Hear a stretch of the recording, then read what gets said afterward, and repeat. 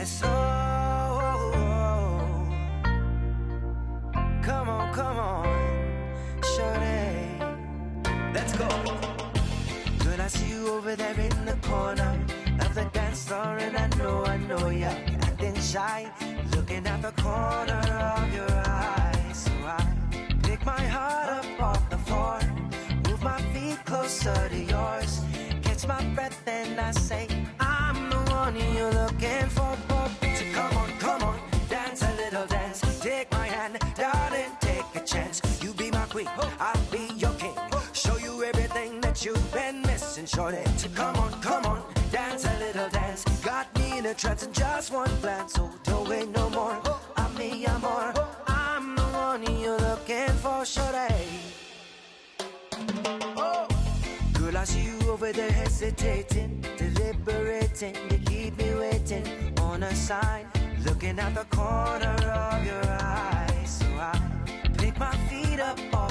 Hey folks, this is yours truly, John Vawar, and look who I found in the neighborhood. Stephen Keller. I'm here with the incomparable Stephen Keller. And, you know, we were in the neighborhood here together, man, just celebration. This is the weekend, it's graduation weekend all over DFW. And we ran into each other and I said, hey, why not? Let's take a moment. I've been wanting to talk to him about his candidacy. You all know it's no secret. He's running for the lead position of president of LCA here in our community. That's the Liberian Community Association. And so, you know, why not? I say, hey, since you're here and hanging out, let's chat a little bit. Let's talk to the people, and I have a few questions. I'm sure you have some questions, and I wanted to take just a moment. Just first of all, let me introduce Stephen Keller. Welcome. Welcome. Thanks for taking the time, you know, to come by and celebrate with us, and taking this time to out of your busy schedule to just give me, say, 5 minutes. 5 minutes, you think that works? That will work. Okay, so we're going to take about 5 minutes. I'm going to ask him just a few questions, and you'll be the judge. You know, I know you're running for president. I've seen your post, you know, on social media. I'm sure we all have. For the Liberian Community Association. It's election season here in our community, and you're running for the office of president. Yep. Okay, I've seen the opposition as well. You know, they're running. They've put out some information and some videos and whatnot.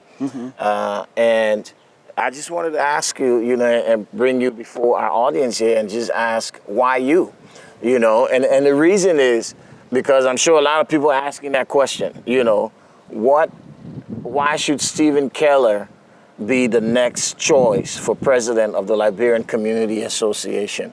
Of course, there are other people vying for that and who feel like they're better. They're making their case to the community. They're making their case to the people. And I'm sure you would like to make your case as well. I would love to. You know, everyone would like to know why. So let's just start. But before I ask even why, Hugh, let's talk a little bit. Let me ask you a little bit about your background, because I'm sure a lot of people know you. A few people know you. Many people may know you. But for those who may not already know your background, your history, how long have you been here in the DFW community? Where did you come from? When did you come to this community?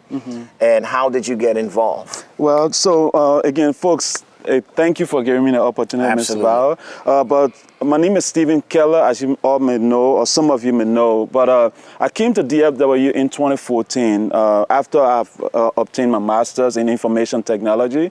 So I was in Tennessee when I graduated. IBM brought me here for actually IBM, British Telecom. Okay. So both of them brought me out here for an interview, and after doing the interview, when I considered the offers, I decided to go with IBM. Okay. And I worked for IBM, moved here with my family. Originally, when I was in New Jersey, from New Jersey, went to Tennessee, then from Tennessee here. But I will start from New Jersey. In New Jersey, I was part of what is called the African Commission.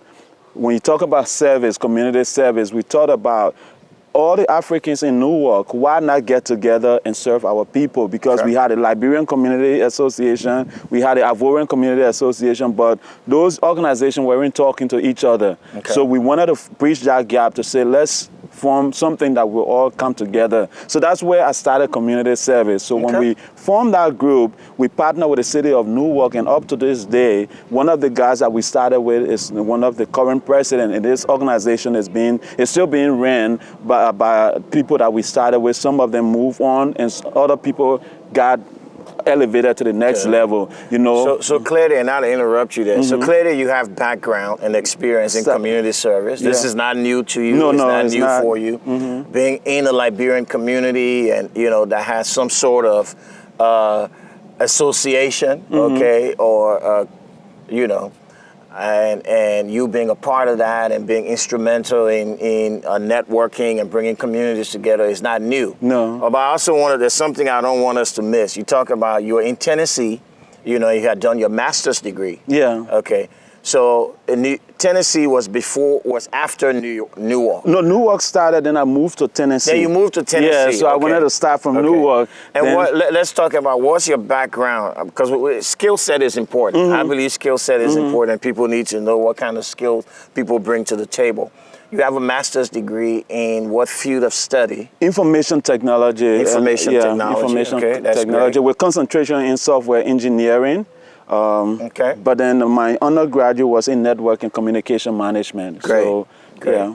So there's a lot of systems thinking. Yeah. You know, a lot of process thinking. Yes. A lot of Yeah, someone will ask what the IT guy doing in community service. Exactly. But I have passion for my people. Just love to serve. That's one thing. Well, I don't think the two are incompatible. Like you say, you know, it brings to bear a lot of systems thinking. Yeah. You know, thinking about processes and how to bring processes together to get things done. And to solve problems. IT is about solving problems. Yeah, you're right. And I think the biggest thing we have in every community is we're trying to solve a problem. Right? We're trying to solve community problems, whatever those problems may be. It may be immigration for some people, it may be for job seekers, right?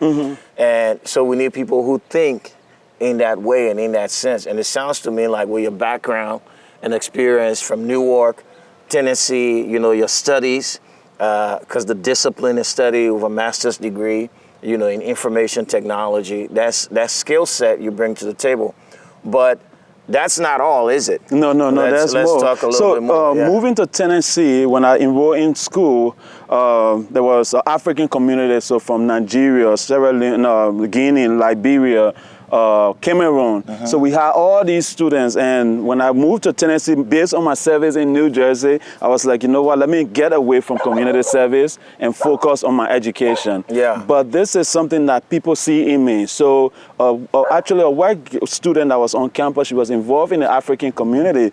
Being part of that community, she saw me doing other things. Even though I wasn't involved in the African community, she said one time she approached me on campus, she was like, Steven, I see you are doing spoken word, you are talking, doing things that is helping these other organizations on campus, but there is an African community on campus. Why not go and help? I was like, Shane, I want to help, but once I get into something, I become so delve into that so deeply that I don't focus on what I'm supposed to focus on. So she said, no, just go, you know, maybe 1 or 2 ideas, you'll help them out. I went within 1 year, I became the vice president. Right? Within 1 year, I became vice president. I was like, all right, I told my wife I wasn't going to do community service for a while. I was going to take a break. But it's in your blood. It's in my blood. It's in my blood. So I couldn't run away from it. And then after the 1 year of service, through my role as vice president, when the president was leaving, he asked me to run as the president. So then I got elected as president. So once I got elected, the game was on. So I see a pattern here, because you just said something I don't want us to miss, because obviously we're fast forwarding now to today. You came to the DFW community, you said 2014. 2014. This is right around Ebola, right? And we know what was happening. A lot of things was going on in our community then. In fact, I was in the midst of another election process the year following, you know, the whole Ebola thing. And so you were here right during the heat of all of that. And our community during that time was in a process of transition and change, because the Ebola crisis, you know, hit us. You know, we were the epicenter of that as far as the U.S. is concerned. You know, and we know all the reasons why. So you you came in the midst of that. You saw community in action in the DFW community. And at some point you got involved, all right? So let's talk about how you got, at what point you got involved in community work here in DFW.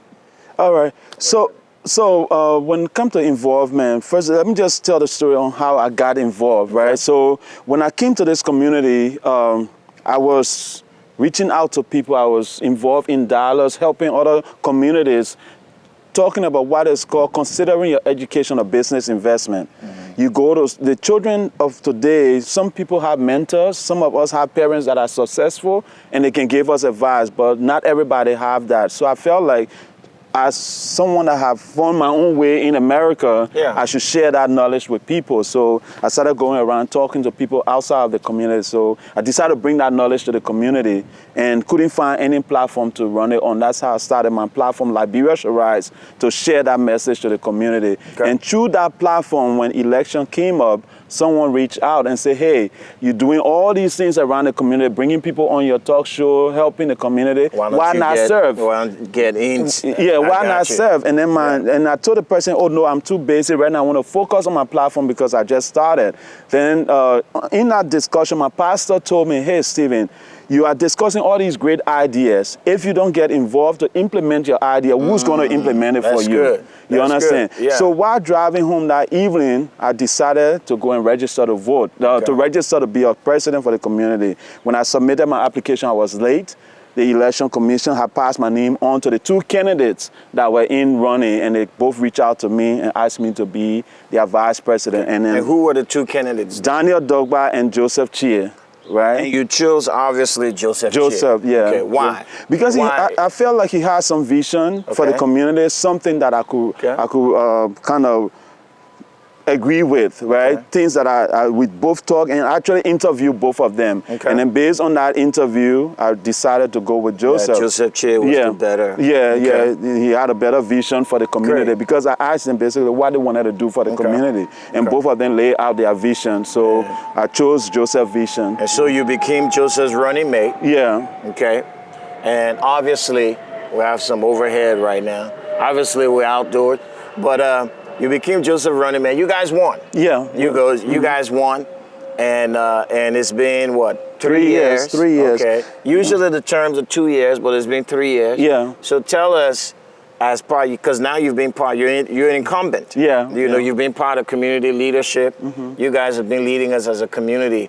Why? We know Joseph is not contesting. Okay. We know there are others that are. But why you? Why did you decide to run for president at this time?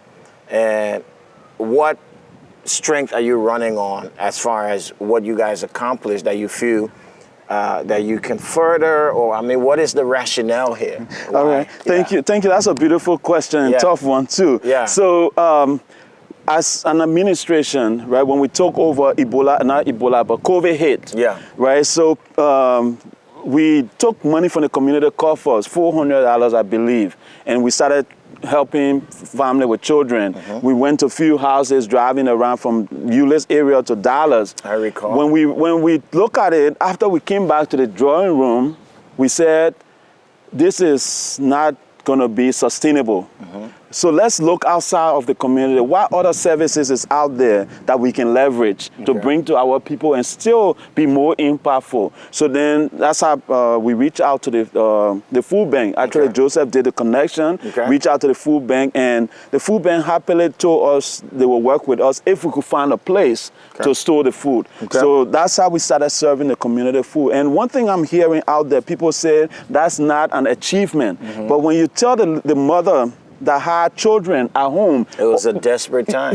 I'm working, I was making certain amount and I could feed my family. But because of COVID, the children at home, they're eating 10 times a day as compared to 2 times a day. Breakfast and dinner, right? So that was a great help. You cannot tell that mother that what the community was doing for her was wrong. It was not important. It was not beneficial. So now, let me stop you right here, because you guys ran on the platform. Because I remember this, because I interviewed Joseph when he was running. And you guys ran on the platform of unity, I believe was one. integrity or accountability. I think is what it was. Bringing the community together, you know, unity and different things. And the question I'll ask for you is, how do you feel you guys did with that platform? You know, what the list, I forget what the 5 things were on the list. Let's look at unity and integrity, right? Okay. Unity, first we try to reach out to the broader community. Okay. Reaching out to Dallas, everything we did, we included Dallas. We tried to do something to include the folks in Dallas because we didn't want them to feel disenfranchised, right? The community is big, like we are somewhere in the community here, right? And you know how big our community is. So we have to strive as leaders to do our best to involve everybody. We might not touch every corner, but at least find that center spot that we can help. And Dallas was one of those center spots that we really help. And as far as unity is concerned, because we couldn't get people together in places, we did what we could, like, as far as services was concerned. So serve the people. Don't be biased in your service, right? Good. So we use unbiasedness to serve our people, you know. Well, here's my question. My guest, of course, is Stephen Keller. He's running for president of the Liberian Community here in Dallas-Fort Worth. And here is the question I think everyone out there is asking, and I want to ask. Why should I vote for you, Stephen Keller? All right. I believe you should vote for me because I'm humble. I bring a lot of experience, long years of experience in reaching outside of the box to people that are not in our community, people that are not in our network, reaching out to those people to bring services and resources that the community can benefit from. And I believe if we leverage some of the resources that we have around us, we can, and then leverage our expertise, reach out to people who have expertise, dedicate things to people who have those expertise for us to run the community. I cannot do it alone. My goal is to reach out to everybody out there to say, hey, let's work together. What do you bring to the table? I bring my IT skills, I bring my people skills, but what do you have? Right? The challenge is on us. We have to come together to do this. For example, if we want to do a daycare or after-school program, I cannot teach, but there's somebody in the community who can teach. So let's find that person, bring them to the table. But right? You can be the catalyst. Yes, yes. And you can leverage the resources to get us to that place. Yeah, and with an idea base, right? Like we'll sit down and actually discuss how can we raise even 100,000 for the community. Yeah. And you saw during our term, the little thing I came up with that we presented to the community on how to raise money, right? So we have to start talking and discussing ideas on how to get things accomplished without... Do you think, and sorry to interrupt you, do you think we can raise $1 million? We definitely can. Within the term, within it's a 2-year term. Yeah. Okay. Within that period of time, do you think as a community we could raise $1 million? We definitely can, but a lot of work has to be done, right? A lot of work has to be done because we have to access every resources that we can first. We have to come up with services that will offer the community because without services, we cannot even write a grant proposal, right? Grant proposal will give us the money that we need. It could be from $0 to $1 million, but if we don't have those activities that will back our grant proposal, we cannot offer and we cannot write for a grant, right? Even our members, we have to give them something that will say, hey, I'm an LCA member. This is my benefit. Then they can sing. Then that will encourage them to become members of the community. So I think everything is possible. We just have to put our time and effort and sit down on the table and think about it. How do we raise $1 million? I would like to ask that question in our meeting and say, how do we do it? Let people come to the table. Maybe you might know, somebody might know, but we have to discuss that in order to get that accomplished. Well, you heard it here first. My guest has been Stephen Keller. He is also a friend, and I want to take this time to let you know, I think it's clear by now, you've heard from him, you heard what he has to say. I'm also personally, as John B. Vawar, yours truly, I'm endorsing Stephen Keller for president of the Liberian Community Association. An election is on June 18th. You have to register to vote. If you're new and you've never been on the roster before, it's $10. Just register by June 1. But if you're already a registered member and you're not up to date on your dues, you have to be up to date or pay $60 to vote. We look forward to seeing you on June 18th. Thank you, Mr. Vawar. I appreciate it. Thank you. Thank you, sir. Thank you. Thank you. Thank you. Come on, dance a little dance. Take my hand, darling, take a chance. You be my queen, I'll be your king. Show you everything that you've been missing. a trance and just one glance. So don't wait no more.